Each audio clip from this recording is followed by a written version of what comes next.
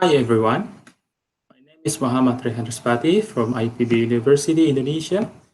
I'm here to present our recent work together with Dr. Sandro Lubis, Mr. Soni Setiawan, and Mr. Rahmat Hidayat about modulation of convectively coupled equatorial waves on extreme rainfall over Sumatra Island, Indonesia.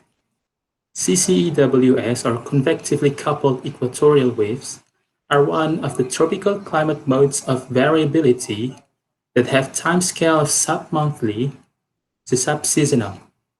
It has the form of zonally propagating atmospheric waves, either eastward or westward, depending on the wave mode. A study by Lubis and Jacobi shows that about 16 to 20% of rainfall variability in the tropics can be attributed to the activity of CCEWs. Other recent works also show that CCEWs have significant influence on rainfall over Southeast Asia. This study investigates and quantifies the local impacts of CCEWs on the daily rainfall extremes over the land regions of Sumatra and their underlying mechanisms. We use graded observation rainfall from APHRODITE, and as a proxy for convection, we employ the outgoing long wave radiation from NOAA. We also use horizontal winds and geopotential height data from ERA-Interim for dynamic analysis. For the methods, we use local wave phase to divide the local activity of the waves into 8 phases. This local wave phase is based on standardized wave-filtered OLR anomaly and its temporal tendency. As illustrated in the figure, we use the reference longitude of 102 degrees east, right in the middle of Sumatra, for the local wave phase. This local wave phase index is then used to create composites of changes in extreme rainfall probability and composites of dynamic fields.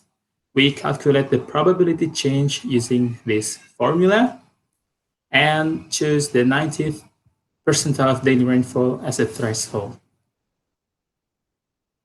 There are 4 wave modes investigated in this study: Kelvin waves, equatorial Rossby waves or ER, mixed Rossby-gravity waves or MRG, and eastward inertial gravity waves or EIG. The Kelvin waves has symmetric zonal wind and perturbation structures with respect to the equator, and the regions of enhanced convections are centered right on the equator. For the ER waves, there are symmetrical pairs of cyclonic or anti-cyclonic gyres and the off-equatorial convective centers. MRG waves has the prominent structure of cross-equatorial wind flow and the anti-symmetric convective regions. The EIG waves are pretty much similar to MRG, except that its wind is divergent, not rotational. The time variance of the wave-filtered OLR anomaly is used to compare the wave's activity over the region of interest, the white box over here. As shown in the figure, Kelvin waves have strong activity at the equator, and it's consistent with the horizontal structure described above. The activity of the other 3 waves are confined to off-equatorial regions, so they have less strength than Kelvin waves over Sumatra, which is light on the equator. Here is the composites of extreme probability change and the dynamic fields on the right. Phase 3 to 5 are the wet phases of the Kelvin waves. During these phases, the extreme rainfall probability is increased by up to 100% from the climatology. Meanwhile, phase 8, 1, and 2 are the dry phases of the Kelvin waves, during which the extreme probability decreased by up to 70%. It's of the wave filter dynamic field here show a structure similar to the theoretical structure where the strong zonal wind are found at the equator. And during the wet phases, there are strong regions of convection and zonal convergence over Sumatra Island. That leads to the increase of daily rainfall consistent with the figure on the left. The wet phases, there are regions of suppressed convection around the island, the corresponding zonal wind divergence that can inhibit the condition for extreme rainfall. For the ER waves, the wet phases are phase 5 to 7, and the dry phases are phase 1 to 3. The extreme rainfall is 1.8 times more likely to relative to the climatology during these wet phases, and 50% less probable during the dry phases. Pairs of cyclonic or anticyclonic gyre can be seen in the composites of dynamic fields here on the right figure. The regions of active convection are found over Sumatra during the wet phases, and the regions of suppressed convection are found during the dry phases. And they are all associated with the maximum wind convergence for the wet phases and the divergence for the dry phases.